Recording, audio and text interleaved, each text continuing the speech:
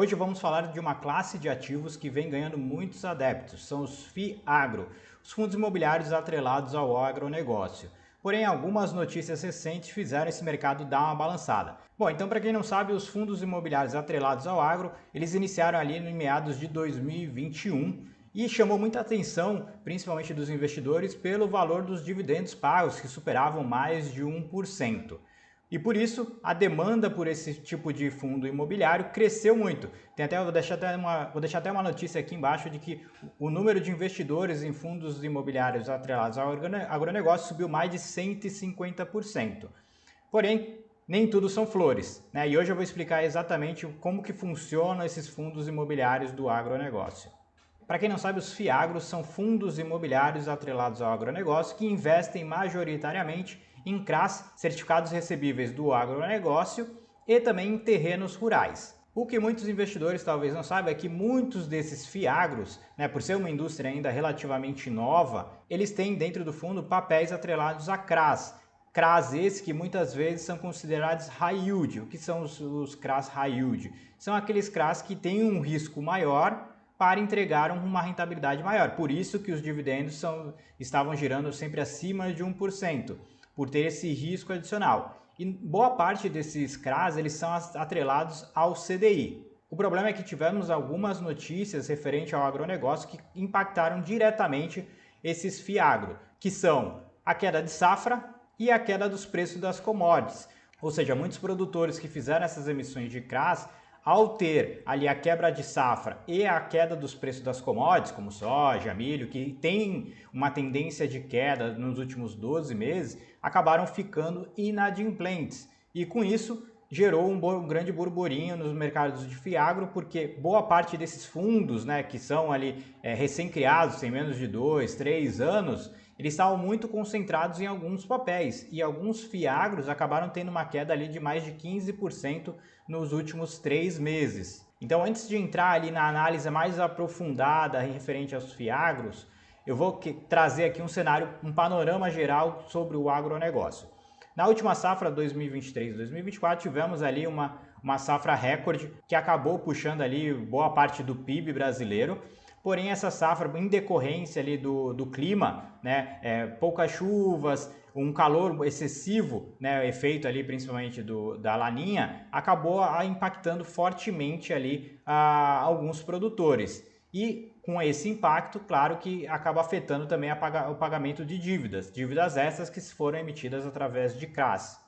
E outro ponto também importante que reforça essa questão da inadimplência no setor do agronegócio é que aumentaram as recuperações judiciais na zona rural. Então esse é um primeiro sinal de que há alguma coisa ali acontecendo no agronegócio brasileiro. E aí existe uma série de fatores que pode ali levar ao meia-culpa ali. Principalmente os produtores. Os produtores muitas vezes vendo ali o crescimento desses FIAGROS, resolveram ali se alavancar, achando que na safra futura teriam ali um preço mais alto e seguraram um pouco para realizar a venda ali no mercado futuro, fazendo alguns hedges e simplesmente com a queda do preço da safra acabou impactando ali, foi uma tempestade perfeita, onde os produtores achavam que o preço ia se manter alto por um longo período, não fizeram hedge ali através do mercado financeiro ou alguma questões ali com derivativos para proteger o preço. E só que aí o preço acabou caindo e ocasionou ali perdas significativas, tanto na quebra da safra, efeito ali do clima, como também no preço da commodity ali. Agora chegou o momento de vender, vai chegar o momento ali de vender no futuro e o preço está mais baixo, ou seja, o lucro da operação do agronegócio ele vai acabar cedendo, não sobrando para o pagamento dessas dívidas. Então agora eu vou trazer dois cases aqui para vocês que foram muito impactados em decorrência de todos esses fatores que eu trouxe aqui para você. Então na tela eu vou trazer aqui para vocês, um deles foi o VCRA11, que é um fundo imobiliário do agronegócio. Se você for ver aqui a variação nos últimos 12 meses está negativa em 13,10%. Outro ponto importante também é o P sobre VP, então quem me acompanha aqui sabe que esse é um dos indicadores que eu analiso para efetuar a compra de um fundo imobiliário. Porém, não basta ver ali só um indicador isolado, é preciso entender todo o conceito aqui para você fazer a alocação e não apenas um indicador. Por isso que eu criei aqui o meu curso Renda Passiva com Fundos Imobiliários. Ele é um curso totalmente prático que vai te ensinar a analisar exatamente qual fundo comprar de acordo com os indicadores, análise técnica. Você vai ter a base exatamente para que você possa escolher os seus próprios fundos imobiliários e diminuir consideravelmente o risco de cair em fundos ali que não entregam uma boa rentabilidade ou que até estão em perigo ali de tomar um default. Então, se você quiser aprender de verdade como investir em fundos imobiliários, o link está aqui na descrição do vídeo. Então aqui a gente consegue ver exatamente que o fundo no mês de fevereiro teve uma queda abrupta aqui, principalmente a mínima aqui chegou no dia 28/2, onde chegou a R$ 72,21. Agora vamos ver aqui o que causou, né, de fato esse problema. Eu estou no site aqui do gestor do fundo, tá? Que é a Vex Gestão, ela que faz toda a gestão. É importante vocês terem acesso aqui ao RI, né, a relação com o investidor, para poder observar esses relatórios, ler e conseguir compreender qual é a cabeça do gestor e o que ele está pretendendo para que evite tomar decisões equivocadas. Bom, então estamos aqui no relatório referente a fevereiro de 2024, onde a gente vai dar uma olhadinha aqui como que está o fundo para a gente entender o que aconteceu com esse fundo atrelado ao agronegócio, que é o VCRA11. Aqui algumas informações, né, o patrimônio líquido, dividendo por cota, número de cotistas, rendimento, valor da cota, né, e cota do mercado e cota do valor patrimonial. E aqui logo de cara já aparece aqui na carta do gestor, já aparece que o fundo tomou um default, né? Tomou ali um calote de um CRA específico, que foi esse CRA do grupo APR, que possui um saldo de principal de 26 milhões, equivalente a 5,6 do PL do fundo. Então aqui a gente já começa a ver que o fundo ele não estava tão concentrado como em outro caso que a gente vai trazer aqui para vocês, mas 5% do fundo já é um valor considerável que acaba impactando no preço da cota. Então esse é um ponto importante para sempre quando vocês forem analisar um fundo imobiliário, seja de qualquer classe, seja do agronegócio, seja ali de shoppings ou qualquer outro negócio ali, observem ali a concentração do fundo. Como a gente tem essa indústria do fiagro muito recente, começou a partir de 2021, alguns fundos estavam muito concentrados. E aí, a qualquer sinal de calote acaba impactando o preço da cota e, consequentemente, toda a gestão do fundo. Então, eles seguiram aqui com o processo de execução das garantias dos bens imóveis. Então, todo o CRA ele tem um lastro em alguma garantia ali que o produtor rural deu no momento da emissão desse CRA, né? E aí o fundo vai fazer ali a execução das garantias, né, que tem ali disponíveis. Porém, esse é um processo que demora um pouquinho de tempo, porque tem todo um processo judicial e tudo mais. Então, isso acaba impactando ali a questão dos dividendos do fundo e também até a própria visão do fundo para o mercado. Aqui ele falando aqui sobre o bom andamento dos processos, né, que tem confiança na recuperação do crédito. Aqui, como todo processo judicial, né, o grupo BB Fuels, que é o emissor aqui desse CRA, né, entrou com uma medida de suspensão de pagamento, né, aos credores, 60 dias, então isso acaba afetando ali, claro, que o andamento do processo. Então esse é um processo que certamente vai demorar um determinado período, né? E aqui a questão das garantias, né, que foram dadas da operação que vai ser realizada após o término do processo. Então tem a amortização das operações, né, e por aí vai. E aqui, ó, com esse caso de default que o fundo tomou, ele já começa a tomar algumas atitudes para realizar ali o andamento do fundo, né? Como objetivo de diversificar a carteira, eles realizaram a compra do CRA Bem Brasil, que possui um rate de AA- pela agência internacional S&P. Então, como eu falei para vocês, muitos dos fundos que existem dentro da indústria, eles são de high yield, ou seja, eles pagam um dividendo maior por conta de um risco maior. Para tentar diversificar um pouco o fundo, o que eles fizeram? Eles correram por um papel high grade, que é um papel que tem um risco, né, um risco de crédito ali um pouco menor, né? Afinal, ele é um AA. Então, por isso que é importante, antes de vocês investirem em qualquer fundo imobiliário, né, façam a análise ali dos principais indicadores e dêem uma olhada também no que o fundo tem dentro dele, né? Seja de papéis ali, quais são os CRIs, quais são os CRAs investidos pelo fundo, quais são as garantias também que o fundo tem investido nesses papéis, qual que é a cabeça do gestor, se realmente está batendo com o cenário econômico, tudo isso tem que ser levado em consideração. Aqui ele traz um cenário do agronegócio, né, como que está aqui o andamento do café, do açúcar, da soja. Aqui são a carteira de ativos, né, que ele tem dentro do fundo. Então, como eu falei para vocês, boa parte da indústria dos fiagros, eles estão atrelados ao CDI+, e como eu falei para vocês, boa parte são high yield, então aqui nós temos CDI mais 4,5, CDI mais 7,90, temos CDI mais 6,5, CDI mais 5,5, então realmente são papéis que pagam muito, porém tem um risco ali embutido. E como eu tinha comentado com vocês, o grande problema desses FIAGROS são a concentração. Por exemplo, esse FIAGRO que está em processo judicial, o fundo tem 5,6% do seu PL, do seu patrimônio líquido.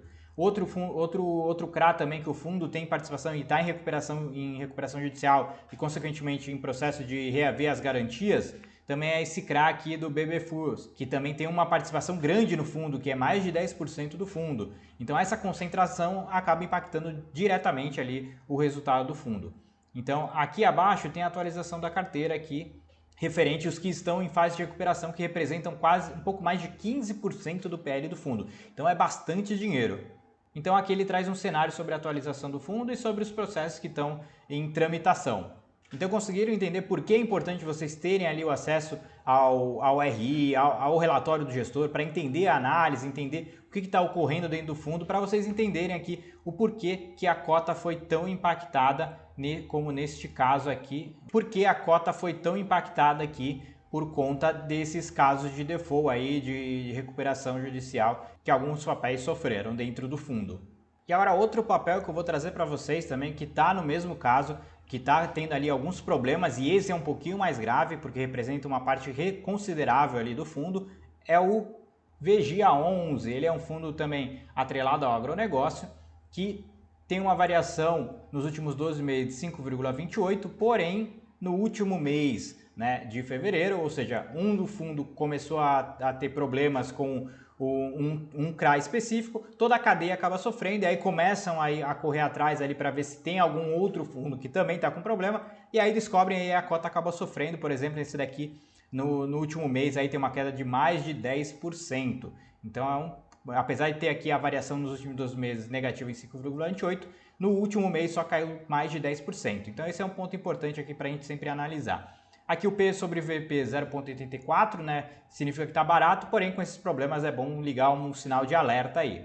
E como eu falei, um yield muito alto desses fundos de agronegócio, um yield pagando 16,44. Vamos dar uma olhadinha agora na carta do gestor, para a gente entender o que houve com esse fundo. Aqui é o site, tá, onde vocês conseguem pegar esse relatório. Eu vou deixar o relatório aqui na descrição desse vídeo também, para que vocês possam dar uma olhada. E agora vamos dar uma olhadinha na carta do gestor aqui. Então, na carta do gestor aqui, referente ao mês de janeiro, a de fevereiro ainda não saiu, era para sair agora no começo de março, já estamos no dia 12, está atrasado, então muito provavelmente deve estar para sair, mas é importante a gente dar uma olhadinha aqui e ver o que houve. Aqui não vai estar atualizado as questões que eu trouxe aqui para vocês, no caso do fundo, mas eu vou tentar dar uma explicada aqui, mesmo faltando essas operações.